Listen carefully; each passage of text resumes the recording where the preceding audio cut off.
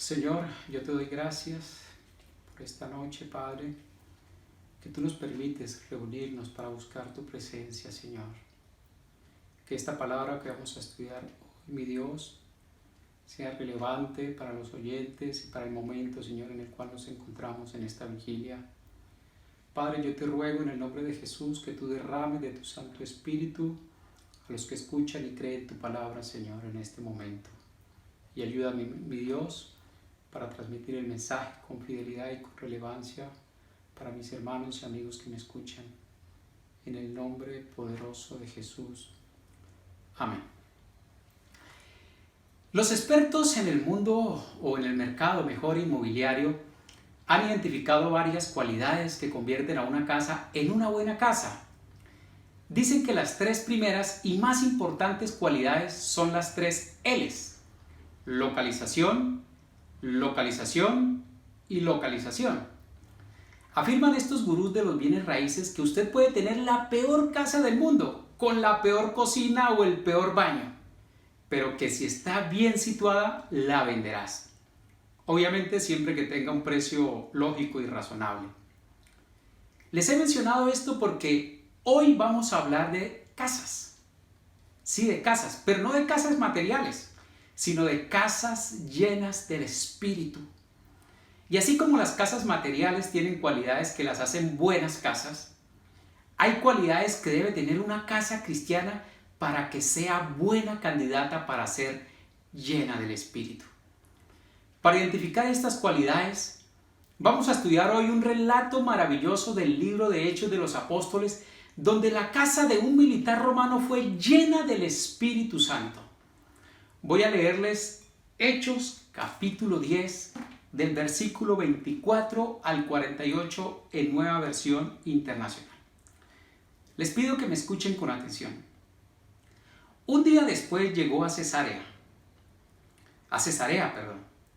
Cornelio estaba esperándolo con los parientes y amigos íntimos que había reunido. Al llegar Pedro a la casa, Cornelio salió a recibirlo y postrándose delante de él, le rindió homenaje. Pero Pedro hizo que se levantara y le dijo: «Ponte de pie, que solo soy un hombre como tú». Pedro entró en la casa conversando con él y encontró a muchos reunidos.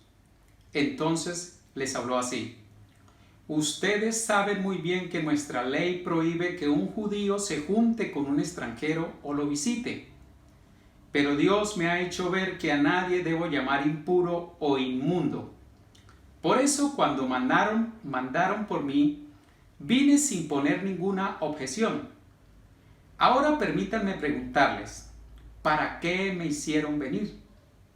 Cornelio contestó: «Hace 4 días a esta misma hora, las 3 de la tarde, estaba yo en casa orando.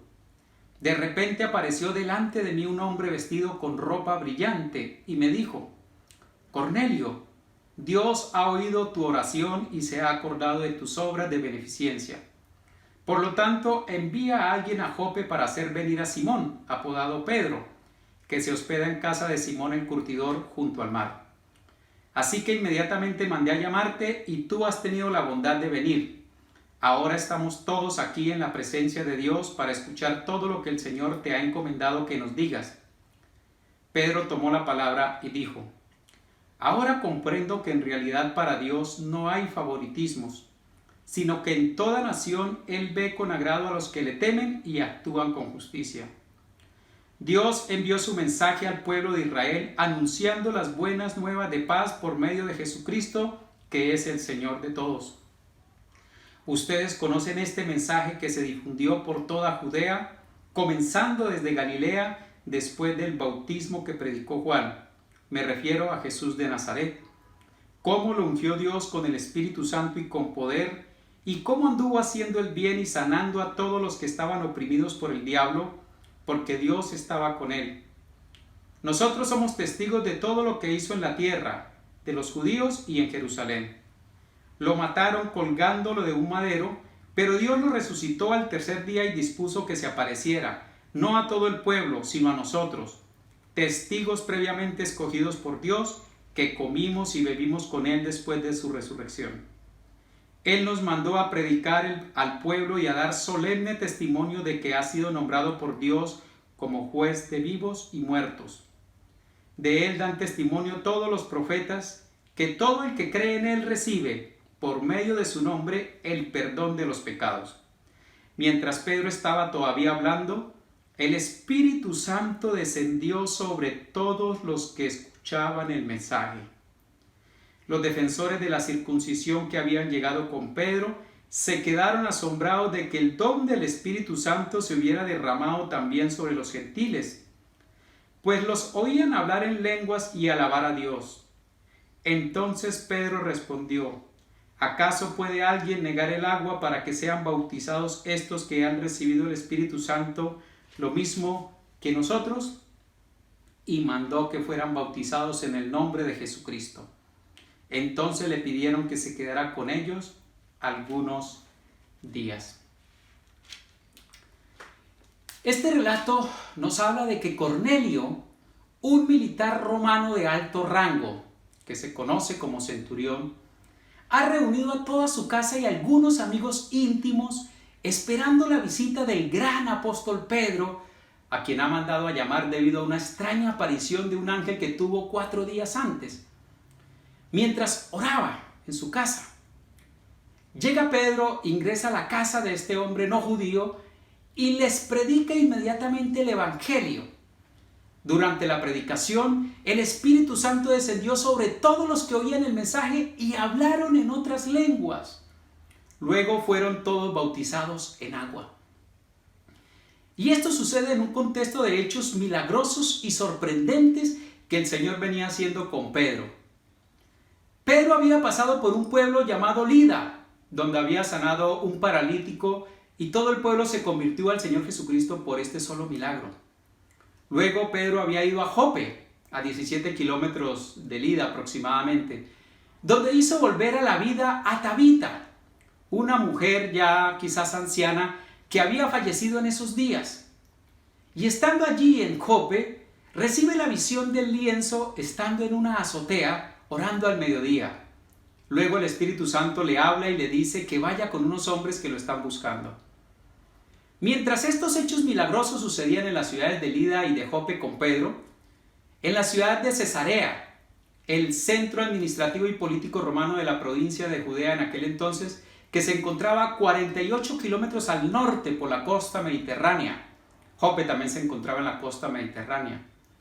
Dios enviaba un ángel para que se le apareciera a Cornelio allí en Cesarea en su casa mientras oraba y le daba instrucciones con pelos y señales para ir a buscar a Pedro en Jope, ciudad costera que hoy queda en las afueras de Tel Aviv. Dios estaba orquestando el cumplimiento de una profecía misteriosa pero maravillosa, no comprendida aún por ninguno, ni siquiera por los apóstoles, mediante hechos realmente maravillosos. La profecía misteriosa es que los gentiles, es decir, los que no son judíos, también estaban llamados a ser parte del pueblo de Dios mediante la fe en el Mesías, Jesucristo. Para nosotros esto es normal hoy en día, que alguien que no sea judío pueda ser cristiano. De hecho, más del 95% de los cristianos hoy en día no tenemos sangre judía. Pero el misterio más grande revelado era que los gentiles no necesitaban convertirse al judaísmo para poder ser aceptados por Dios e injertados en su pueblo. Y esto lo confirma Dios derramando el Espíritu Santo sobre todos los gentiles que estaban en casa de Cornelio reunidos escuchando el mensaje de Pedro. 6 judíos cristianos que acompañaban a Pedro se quedaron sorprendidos que los gentiles hablaran en lenguas, tal como había sucedido el día de Pentecostés con ellos unos 6 años antes. Para los que no entienden qué es hablar en lenguas, es un hecho milagroso que hace el Espíritu Santo sobre los creyentes para hacerlos hablar un idioma que la persona no ha aprendido con anterioridad. Este idioma puede ser terrenal o puede ser un idioma angelical. A este obrar especial del Espíritu mediante el hablar en lenguas es lo que conocemos como manifestación inicial del bautismo con el Espíritu Santo. Este bautismo con el Espíritu Santo no es solo para hablar en lenguas simplemente.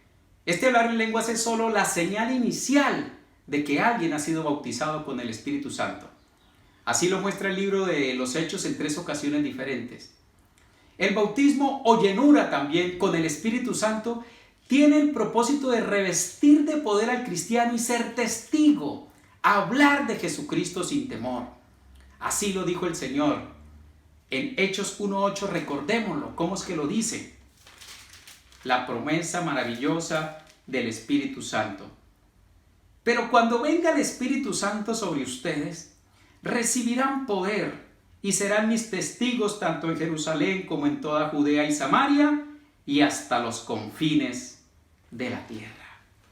Claramente dice que cuando venga el Espíritu Santo, y se refería al bautismo porque lo ha mencionado 2 versículos atrás, recibirán poder. No significa que alguien que no haya sido bautizado con el Espíritu Santo no pueda hablar de Jesús a otros, sino que alguien que ha sido lleno con el Espíritu Santo tiene un poder especial para ser testigo de Jesús. No es lo mismo hablar de Jesús con llenura del Espíritu Santo que sin esta llenura. Y de esta llenura es que hablaremos hoy, mis estimados, enfocados a entender lo que nos corresponde hacer como casa para ser llenos del Espíritu, tal como lo fue la casa de Cornelio. Y ya les dije en la introducción que así como las casas materiales tienen ciertas cualidades que las hacen buenas casas, una casa cristiana también tiene 3 cualidades que la hace una buena candidata para ser llena del Espíritu, según este relato de Hechos capítulo 10. Las he denominado las 3 Ds. Devoción, devoción y devoción. Sion. Escuchen con atención cómo arrancó el capítulo de Hechos 10 describiendo a Cornelio y a su familia. Les voy a leer el versículo 1 y 2, que aunque no es del relato que nos corresponde en este momento, está muy atado, muy relacionado. Escúchenme con atención, versículos 1 y 2 dice: vivía en Cesarea un centurión llamado Cornelio, del regimiento conocido como el Italiano. Él y toda su familia, escuchen, eran devotos y temerosos de Dios. Realizaba muchas obras de beneficencia para el pueblo de Israel y oraba a Dios constantemente. Y resalto que el texto dice que Cornelio y toda su familia eran devotos y temerosos de Dios. Esto significa que eran personas arrepentidas. Y Pedro nos confirma más adelante en el versículo 37 y 38 que ellos ya habían escuchado el mensaje sobre Jesús. Mire cómo dice el 37 y parte del 38. Ustedes, le dijo Pedro allí en la casa a los que estaban escuchando a Pedro, ustedes conocen este mensaje que se difundió por toda Judea, comenzando desde Galilea, después del bautismo que predicó Juan. Me refiero a Jesús de Nazaret. Pero aún así, estas personas no creían en Cristo como debe ser. Y por tanto no eran salvos ni tenían la llenura del Espíritu Santo. Y no habían creído en Cristo como debe ser, no por negligencia de ellos, sino porque no había alguien que hasta ese momento les haya hablado del verdadero evangelio. Pero Dios conocía la sinceridad del arrepentimiento de Cornelio y su familia, y por eso le envía un ángel para que mande llamar a alguien que sí conoce el evangelio correcto.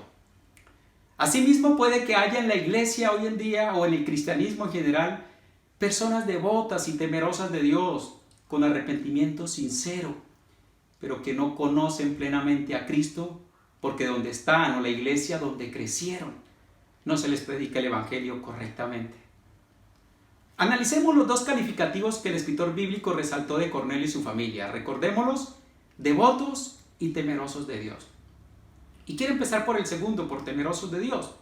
La palabra en griego, de la cual se ha traducido este calificativo de temerosos de Dios, es phoboumenos. Phoboumenos. Este era un término usado para describir a los gentiles que habían abandonado las prácticas paganas e idolátricas para acercarse al Dios de los judíos, pero sin circuncidarse. estaban en camino de convertirse en prosélitos que ellos llamaban rectos, o en hebreo los llamaban Gerzedek. El prosélito recto era aquel gentil o extranjero que se circuncidaba, practicaba la ley como cualquier judío y se le permitía entrar en el templo y cumplir todos los ritos judíos. Mientras que los foboumenos pasaban un largo tiempo mientras aprendían la ley y cumplían a cabalidad todos los requisitos exigidos por la ley, hasta que eran aceptados como prosélitos rectos. A los foboumenos también se les conocían como prosélitos de la puerta, en hebreo, Hertoshá. En términos de nuestros días, eran simpatizantes del judaísmo y no creyentes genuinos. Y el segundo término que usa Lucas en este relato para referirse a Cornelio y su familia era devotos. La palabra griega aquí es eusebes, de ahí viene el nombre Eusebio. Eusebes. Y Eusebes hace referencia a la reverencia sagrada llena de admiración que se demostraba a través de las acciones. Esto era lo que significaba Eusebes en el griego. En español, devoción significa amor, fervor y veneración a Dios. También significa inclinación, afición especial. También práctica piadosa. Los foboumenos, los temerosos de Dios, era un título, como decir hoy en día cristianos. Mientras que Eusebes, devotos, describía una forma de vida. Y es el Eusebes, la devoción de Cornelio y su casa, lo que más se resalta en este capítulo 10 de Hechos y es lo que estudiaremos hoy. Mire, mi estimado y mi estimada que me escucha, si a usted se le queda esta idea el día de hoy, quedaría satisfecho. Escúchelo. Las casas llenas del Espíritu siguen a Dios con devoción. Se lo repito. Las casas llenas del Espíritu siguen a Dios con devoción. Pero ¿cómo seguir a Dios con devoción? El texto de hoy nos muestra 3 caras de la devoción de Cornelio y su casa. La primera de ellas que encuentro en el texto es la oración. Sion. Dice el versículo 30 en la primera parte de la siguiente manera. Cornelio contestó: hace 4 días a esta misma hora, las 3 de la tarde, estaba yo en casa orando, ando. ¿Qué estaba haciendo Cornelio a las 3 de la tarde a esa misma hora hacía 4 días? Dice el texto que estaba orando. Los judíos devotos y los foboumenos, los prosélitos de la puerta, acostumbraban orar a las 3 de la tarde, que era la hora en que se ofrecía el sacrificio de la tarde en el templo, el cordero. A esa misma hora fue que Pedro y Juan subían al templo a orar cuando sanaron al lisiado de nacimiento en la puerta de la hermosa. ¿Lo recuerdan? ¿Recuerdan la famosa frase de Pedro? No tengo plata ni oro, pero lo que tengo te doy. En el nombre de Jesucristo de Nazaret, levántate y anda. No les estoy diciendo ni insinuando que esta sea la hora de orar, sino mostrándoles el por qué lo hacían a esta hora y también entender por qué Cornelio y su casa habían adoptado esta costumbre del judaísmo. Pero no era solo ese día ni a esa hora que Cornelio y su casa oraban. El versículo 2 que leímos anteriormente decía que Cornelio oraba a Dios constantemente. Así literalmente dice el texto. Oraba a Dios constantemente. Pero tampoco era solo Cornelio. El relato nos deja ver que era toda su casa, incluyendo a los sirvientes que tenía. Hay un libro muy bueno que considero que todo cristiano debería leer. Adicional a la Biblia, por supuesto. Se llama Biografías de Grandes Cristianos. Y este libro narra brevemente la biografía de 22 hombres de Dios, desde el siglo XV hasta el siglo XX. Fueron hombres que impactaron no solo su ciudad, sino el mundo entero. Incluso el ministerio de algunos de ellos ha trascendido hasta nuestros días. Y veo una práctica continua en la vida de estos hombres en este libro. La oración constante. Y no fue solo la oración constante en la vida de estos hombres, sino que ha sido siempre la constante en la vida de los hombres de Dios en la Biblia, incluyendo la vida del Maestro de Maestros, nuestro Señor Jesucristo. Es que la oración, mis estimados, es una muestra de nuestra adoración a Dios. Si veo la oración como una carga y no como una muestra de mi amor a Dios, no estoy practicando la devoción, sino una simple religión. No quiero ser profundo y exhaustivo en hablar sobre la oración en estos momentos, pero es la práctica más importante de un cristiano. Y por eso, por favor, tolérenme que me extienda aquí un poco más que en los otros puntos. Los discípulos de Jesús estaban asombrados al ver que el Señor Jesús oraba frecuentemente y le piden: Señor, enséñanos a orar. A lo cual el Señor le responde con la conocida oración como Padre Nuestro. Oración modelo de cómo debemos hacerlo. No es para que la repitamos como loros. Los loros son animalitos que no entienden lo que dicen, porque no hablan con su mente ni con su corazón. Simplemente repiten sonidos que escuchan. Tampoco debemos volver la oración del Padre Nuestro como el mantra cristiano para repetir a toda hora, o el rezo secreto que nos permite obtener cualquier cosa o ser bendecidos. No, mis estimados. Esta oración magnífica nos enseña dos momentos importantes que debemos tener ante Dios cuando nos acercamos a su presencia.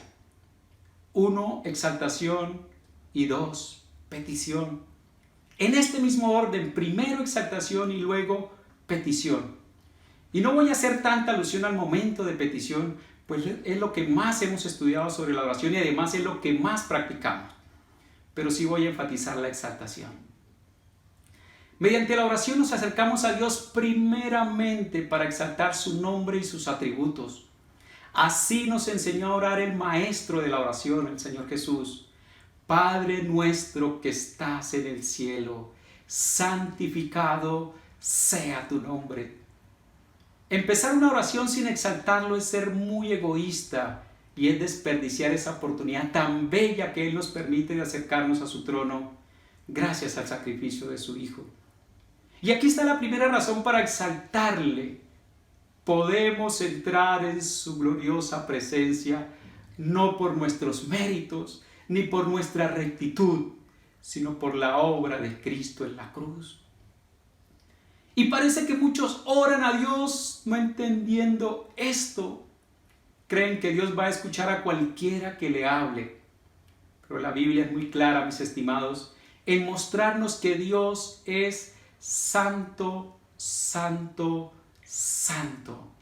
Y no cualquiera puede entrar en su santa presencia. Para entrar allí se requiere limpieza, pureza, santidad, la cual solo se obtiene cuando creemos en la muerte y la resurrección de su santo Hijo Jesucristo. Así que si usted cree que Cristo murió y resucitó, siga la recomendación del Señor cuando entre en su presencia en oración. Exáltelo. Y una forma de exaltarlo es mediante la gratitud, como lo dice el Salmo 69. Dice allí en el versículo 30 del Salmo 69, con cánticos alabaré el nombre de Dios, con acción de gracias lo exaltaré.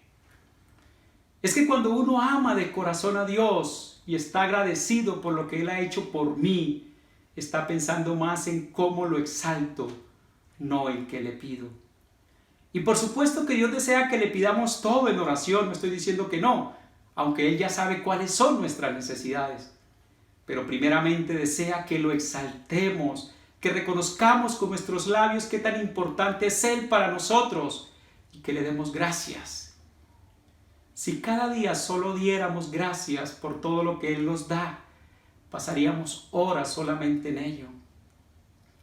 Piensa, por ejemplo, en darle gracias por su amor inmerecido, por su perdón, por permitirnos ver nuestro pecado, por darnos la vida, por la lluvia, por las montañas, los ríos, por el sustento diario, aún en tiempos de coronavirus. Y debemos ser aún más agradecidos los que recibimos el alimento en la mesa ya puesto allí, el agua en el grifo y la sábana en la cama, pero también por poder caminar, tomar un café y tener la fortuna de tener un perro, un gato. Y por qué no también agradecer a Dios por pasar un día sin pelear en la casa, o agradecer por ver en los demás sus virtudes, visión que muy pocos tienen, o por tener el privilegio, aunque sea molesto, tener el privilegio de escuchar los sonidos de los vecinos que nos incomodan. Y como lo dije, aunque sea molesto, es muy bueno ver y escuchar.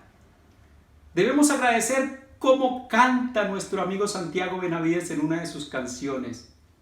Gracias a Dios por la vida, por sus penas y alegrías, sus llegadas y sus despedidas. En estos días alguien envió por las redes una reflexión muy importante sobre el valor del aire, valor que solo entienden aquellos que han perdido la capacidad de respirar por sí mismos debido al COVID-19. ¿Qué tal agradecer por el aire que respiramos? O agradecer porque a pesar de esta pandemia por el COVID-19 y de más dificultades que estamos atravesando en el mundo entero, que muchos la comparan con los impactos de una guerra mundial, las afectaciones en más del 99% de la población mundial son solo repercusiones económicas. Pero también darle gracias al Señor por limpiar el aire y el medio ambiente en estos días. Hay muchísimas, pero muchísimas más cosas y asuntos por las cuales darle gracias a Dios y exaltarlo. Mis estimados, todo, absolutamente todo lo que vemos, oímos, sentimos y sucede en esta creación son permitidas por el Dios Todopoderoso. Si usted y yo podemos descansar que Él tiene el control de todo y que nada se sale de su dominio, así no lo entendamos por ahora, podremos agradecerle mucho más de lo que hemos hecho hasta ahora. Podremos exaltarlo aún muchísimo más y darle gloria. Les voy a plantear un reto, mis estimados, a aquellos que están entendiendo la importancia de la exaltación en la oración. Que escriban en un papel los motivos por los cuales usted debe exaltar a Dios dándole gracias. Sí, escríbalo. Y que lo primero que haga en las oraciones en los próximos 3 días que vienen sea darle gracias por esto. Quiera Dios permitirnos a nosotros este privilegio de contemplar sus maravillas y exaltarle por su bondad, su amor y su misericordia. Quien entra a la presencia de Dios sin darle gracias, sin reconocer y exaltar su santidad, su amor, su misericordia, su grandeza, lo conoce muy, pero muy poco, si es que lo conoce. La oración es el privilegio más grande, mis estimados, que un ser humano pueda tener. La oración es el privilegio de acercarnos ante Dios.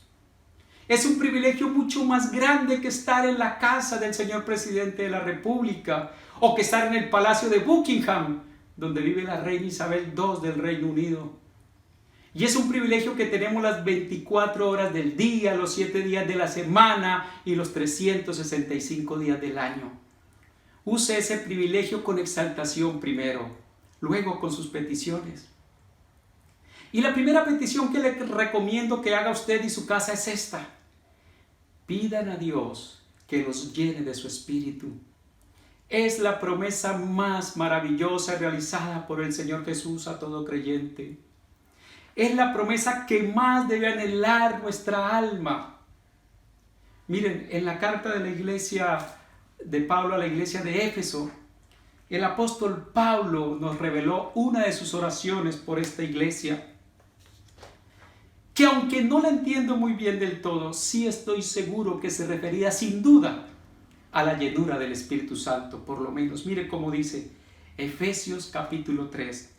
Voy a leer los versículos 14 al 16 y de ahí me salto a la conclusión de la oración en el versículo 19. Dice Efesios 3, 14 al 16. Por esta razón me arrodillo delante del Padre, de quien recibe nombre toda familia en el cielo y en la tierra. Le pido que, por medio del Espíritu y con el poder que procede de sus gloriosas riquezas, los fortalezca a ustedes en lo íntimo de su ser. Ahora voy al 19, a la conclusión de esta oración.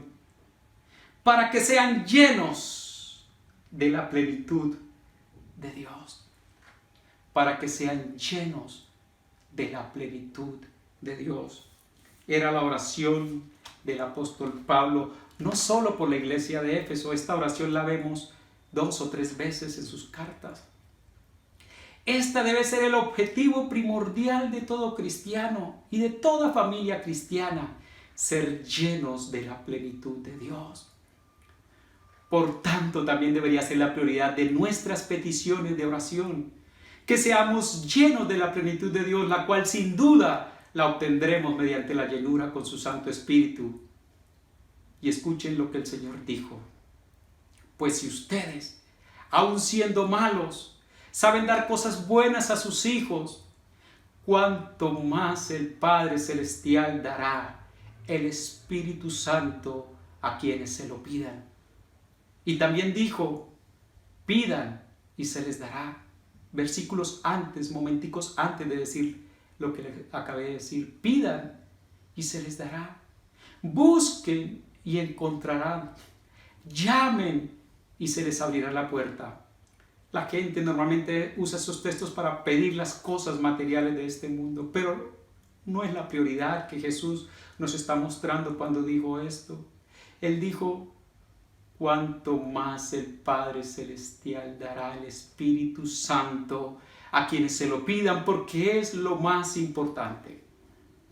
Mis estimados, para concluir este primer punto, quiero decirles que la primera señal de devoción es la oración. Y la segunda cara de la devoción que vemos en el relato que tenía Cornelio y su casa se llama la acción. Quiero terminar de leer el versículo 30 que leímos en el primer punto y completarlo con el versículo 31 allí en el capítulo 10 de Hechos. Miren cómo dice, voy a recordarles el texto. Cornelio contestó: hace 4 días a esta misma hora, a las 3 de la tarde, estaba yo en casa orando. De repente apareció delante de mí un hombre vestido con ropa brillante y me dijo: Cornelio, Dios ha oído tu oración y se ha acordado de tus obras de beneficencia. Dios ha oído su oración y se ha acordado de tus obras de beneficencia. Notemos lo que el ángel le dice a Cornelio. Lo repito, Dios ha oído tu oración. No solo eso, sino que se ha acordado de tus obras de beneficencia. Ese se ha acordado.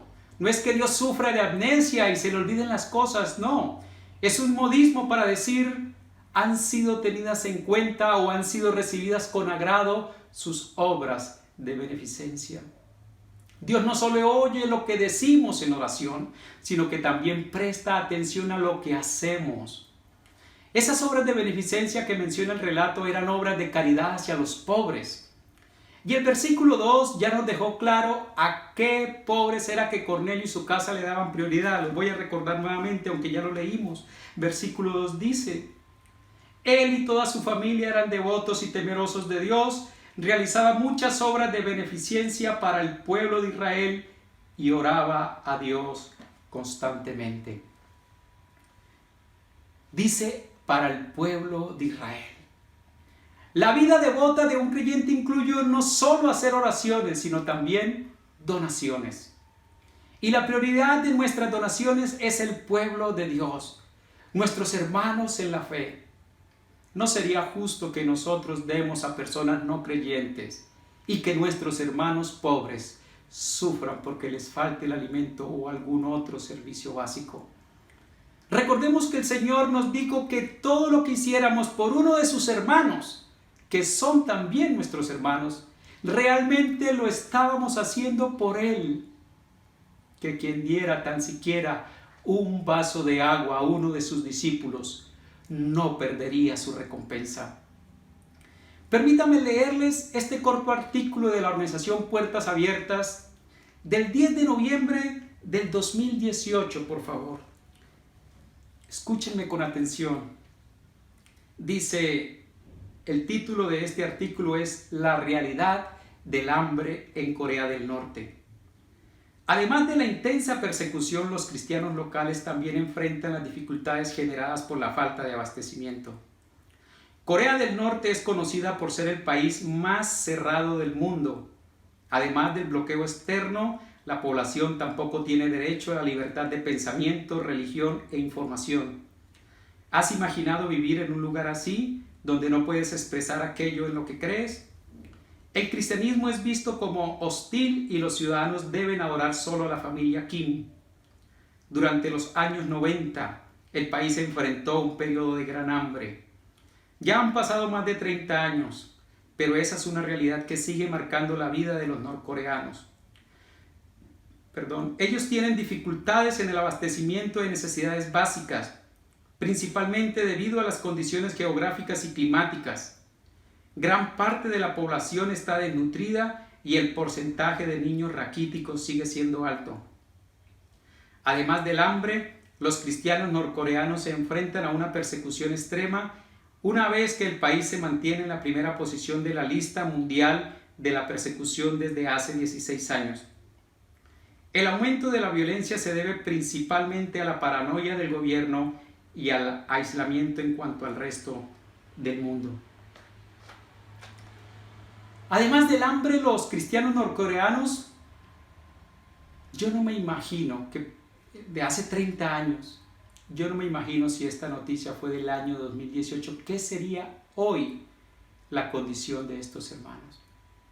Debemos movernos, ayudar a los miles de hermanos que aún valientemente se sostienen en la fe en este país norcoreano que persigue a muerte a los cristianos y no se les permite siquiera trabajar. En otro reportaje leí que estos hermanos, solo están comiendo maíz. El segundo reto que les planteo aquí es apoyar a Puertas Abiertas. Esta organización que sacó el artículo, que es una organización sin ánimo de lucro que apoya a los cristianos en los países que más persiguen a los cristianos. Los apoya con Biblias y con ayudas económicas también.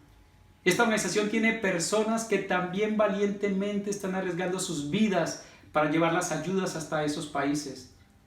La CBP, nuestra iglesia, ya tomó la decisión de apoyar con un donativo mensual a esta organización con las ofrendas que se recogen para misiones. Por eso le invito a que mantenga y si es posible aumente en la medida de sus posibilidades las ofrendas que se hacen para misiones y poder asimismo aumentar el apoyo a estos hermanos necesitados. Pero también sabemos que antes de apoyar a hermanos de afuera, debemos apoyar a nuestros hermanos de la iglesia local que lo necesitan. Si usted, mi estimado hermano, necesita una ayuda, no duden en llamar a los pastores de la iglesia y hacerle conocer su necesidad.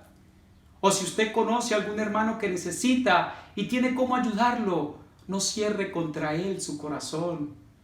Y si no tiene cómo ayudar, informe a los pastores para que se le pueda brindar ayuda, la cual se le dará según la capacidad, por supuesto. Recuerden, los pastores no son videntes y no saben la situación económica de cada uno. Sabemos que estos son momentos difíciles para muchos y necesitamos demostrar nuestra devoción con acción. Para cerrar este punto, quiero decirles que la unción se manifiesta donde la acción se demuestra. Y el tercer punto, la tercera cara de la devoción que nos muestra Cornelio y su casa, se llama la convicción. Y quiero leerles los versículos 43 y 44, que ya los leímos, pero quiero recordarlos nuevamente. De él está hablando Pedro en su mensaje a Cornelio y su casa que le escuchan. De él dan testimonio todos los profetas que todo el que cree en él recibe por medio de su nombre el perdón de los pecados. Mientras Pedro estaba todavía hablando, el Espíritu Santo descendió sobre todos los que escuchaban el mensaje.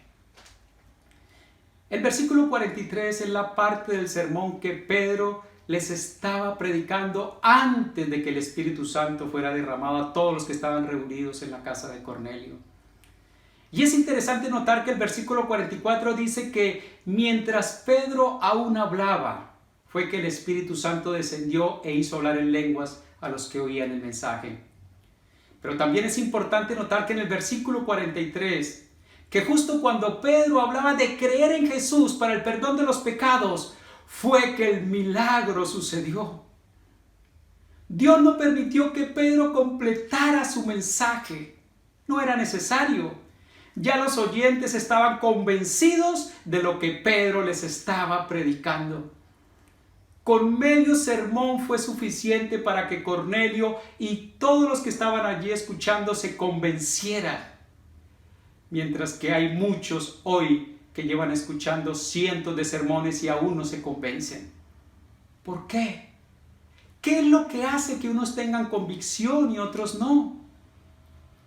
Y también alguien se pudiera preguntar, ¿por qué en este caso todos los que oían el mensaje de Pedro tuvieron convicción? Mientras en otros casos vemos que escuchando el mismo sermón, del mismo mensajero, en el mismo momento, unos se convencen y otros no. Antes de responder estos interrogantes, también debemos resolver otros de mayor importancia, como ¿de qué estaban convencidos los oyentes y por qué era tan importante que tuvieran esa convicción? Vamos a analizar los hechos del pasaje para resolver estos interrogantes. Lo primero que debemos analizar del pasaje es que los oyentes querían escuchar a Pedro, y resalto ese querían escuchar. Recordemos que Pedro llegó allí por invitación de Cornelio, y cuando Pedro llegó ya todos estaban reunidos esperándolo. A diferencia de muchos que el culto empieza y hay que esperarlos que lleguen. Para que haya convicción, debe haber intención de escuchar el mensaje de Dios. Lo segundo que debemos analizar de este pasaje con respecto a la convicción es que los oyentes no sabían de qué les iba a hablar Pedro, pero sí tenían la certeza de que era algo muy importante de parte de Dios. El hecho de que fuera un ángel el que le hubiese ordenado a Cornelio que mandara por Pedro, ya indicaba que algo especial tendría Pedro para decirles. Pero ahora sabemos que alguien mucho mayor que un ángel, el Hijo de Dios, Jesús de Nazaret, ha enviado a sus mensajeros por el mundo entero para predicar el Evangelio. El mismo mensaje que Pedro les predicó aquel día. Y el Señor Jesús declaró lo siguiente: el que los escucha a ustedes, me escucha a mí. El que los rechaza a ustedes, me rechaza a mí. Y el que me rechaza a mí, rechaza al que me envió. Lucas 10:16 está este texto. Es que la valoración del Evangelio, mis estimados, trae convicción. Lo tercero que vemos en este pasaje, para convencernos o resolver los interrogantes que hemos planteado, es que el mensaje que Pedro les predicó fue el Evangelio. El Evangelio. Si ustedes analizan el mensaje de Pedro, que está desde el versículo 34 al 43, él no les habló de ritos ni de ceremonias, no les habló de la ley, de días de fiesta o chabás, de sábados, de prácticas espirituales, nada de eso. Él solamente les habló de que Jesús de Nazaret fue ungido con el Espíritu Santo por Dios y estuvo haciendo bien y sanando a las personas, que fue crucificado y que resucitó al tercer día, que se le apareció a unos cuantos para que fueran sus testigos y que el Padre lo designó para ser juez de vivos y muertos, y que al que cree en él recibe el perdón de pecados. Si a usted se le hace extraño que esto sea todo el mensaje del Evangelio, les quiero confirmar, ese es el Evangelio. Si usted no está conforme que eso es todo lo que debe creer para ser perdonado por Dios y estar listo para recibir el bautismo con el Espíritu Santo, usted no tiene convicción de lo que Dios dice, sino lo que usted quiere creer. La convicción que necesitamos tener es que conocemos el Evangelio sin añadiduras, sin rasgaduras. Y lo cuarto que debemos analizar de este pasaje al respecto de la convicción es que hay un último hecho que debemos considerar de este pasaje para resolver los interrogantes planteados. Está en el versículo 45. Escuchen y recuerden lo que decía el versículo 45. Los defensores de la circuncisión que habían llegado con Pedro se quedaron asombrados de que el don del Espíritu Santo se hubiera derramado también sobre los gentiles.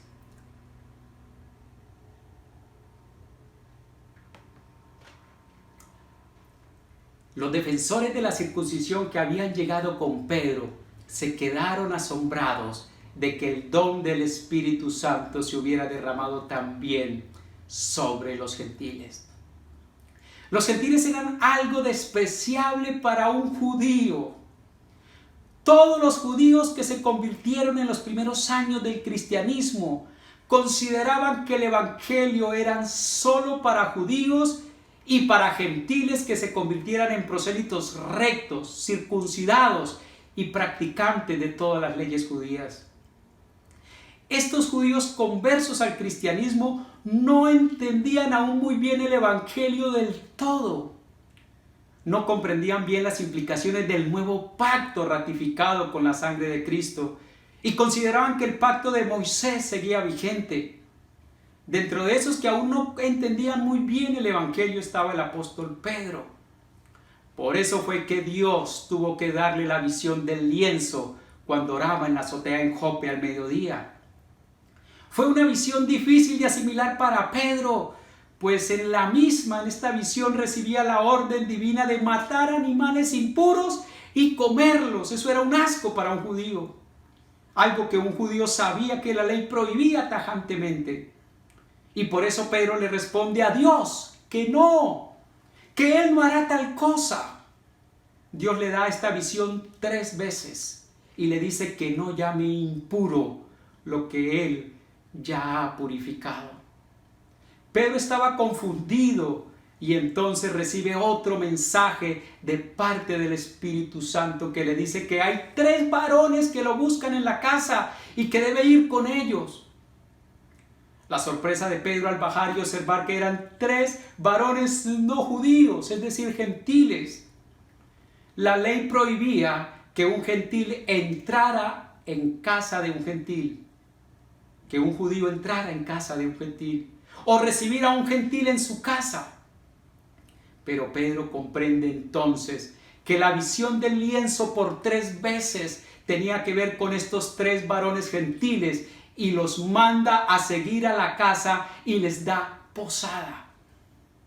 Que Pedro hiciera esto generó sorpresa y quizás enojo en los judíos cristianos que le acompañaban.